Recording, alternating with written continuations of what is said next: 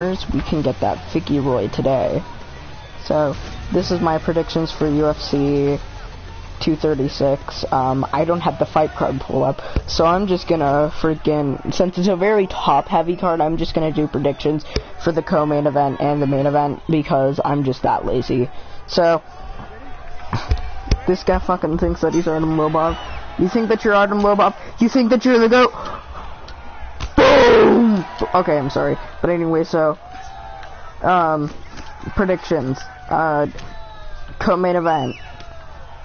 Israel Adesanya versus Kelvin Gastelum. This fight's really interesting to me. I'm not sure who's gonna win it, honestly, because this could go one of two ways, in my opinion. It could be a stand-up performance for Israel Adesanya, proving that he does have good grappling, or it could be proving that he has good grappling and good takedown defense, to where that he can keep this on the feet and just defeat Kelvin Gastelum by or it could be a proving why that Israel Adesanya needs to work on his ground game. I think I'm gonna talk about the perks of Kelvin Gastelum first, since I think that he's probably gonna come into this fight the underdog. Perks of Kelvin Gastelum. He has knockout power, great grappling. In my opinion, the best, second best grappling in the middleweight division, other than Yoel Romero. I mean, you could make you could say Jacare Souza too, but I think Kelvin has better grappling. He has knockout power, great grappling. He pushes forward a lot, which could be a problem for Israel Adesanya. I don't know yet. And then Israel Adesanya's perks. He's definitely has a good Muay Thai background. Not the most powerful, but good footwork, head movement. It's basically, everybody says this, and it's true, he's the second coming of Anderson Silva. But here's the thing, is that Anderson Silva doesn't do well against people like Kelvin Gastelum. Anderson Silva didn't do well against Chael Sonnen. And I think that Kelvin Gastelum very much so reminds me of Chael Sonnen. So I think that this fight is going to be a very similar fight to the Anderson Silva versus Chael Sonnen fight. Except I think that Israel Adesanya's ground game isn't going to be as elite as Anderson Silva's. And I think that because Anderson Silva has a black belt in Jiu-Jitsu, I don't think that he has a black belt, so I think that it's probably, god damn it, it's hard to describe the words.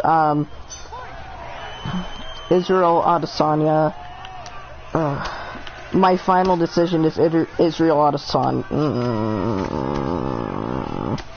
Oh wait, yeah, I need to continue on with what I was saying. Oh yeah, so, Kelvin Gastelum reminds me of Chael Sonnen, and I think that the fight could go like Chael Sonnen versus Anderson Silva, except their first fight, except with Israel not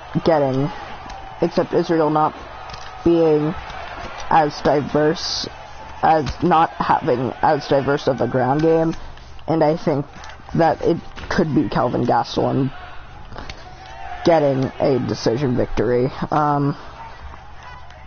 I'm resetting this fight, it's gay. But anyway, so, my final decision is Kelvin Gastelum by decision. Decision. Next up is the main event, which I think is more cut and paste than this fight. It's Max Bless Holloway versus Dustin the Diamond Poirier. I think it's easy to decide who's winning this fight. I think that it's not even going to be close. It's, and I think it's obvious that Max Holloway's winning this fight. I think Max Holloway has way too diverse of a moveset, or diverse moves than Dustin Poirier. He doesn't have as good as ground game. He has a way evolved ground game, which I think is better than Dustin Poirier's right now. And I think that, and the main reason that I think he's gonna win is Dustin Poirier doesn't have a chin. He gets knocked out easily. And I think that that's gonna be a problem. I think that he does have a chance. Dustin Poirier does have a chance. Now I'm just going to go through the pros and cons of the fighters. Max Holloway is a very slow starter. Very, very slow starter. Doesn't throw that much, trying to get the timing down of his fighters. Which can be which can be really good or really bad in some cases. He's definitely more of a volume fighter than a power puncher, and I think that that's going to be something that's very, very, very good against someone like Dustin Poirier, because Dustin Poirier is definitely more of a power puncher. Like, he does throw volume, but I think in the first round he just looks to knock people out. Max Holloway has endless cardio, pretty goddamn good footwork. Honestly, reminds me of a earlier, almost as if like Conor McGregor. Like Conor McGregor if he had a better gas tank, somewhat. And had a better ground game. Next up is Dustin Poirier. Dustin Poirier has really great striking, phenomenal boxing, very crisp in everything. Throws a lot in the first round. Throws a lot in the first rounds. He's basically the opposite of Max Holloway, to where that he throws a lot in the first couple rounds, and then slows down and doesn't throw as much in the couple rounds. And I think that that's what's going to be his undoing.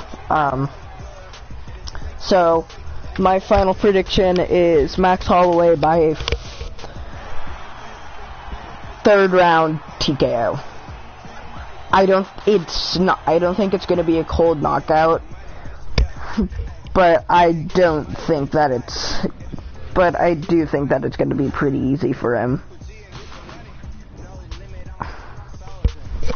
So yeah, this is it for my Fortnite gaming. Later. We can be pro Fortnite gamers.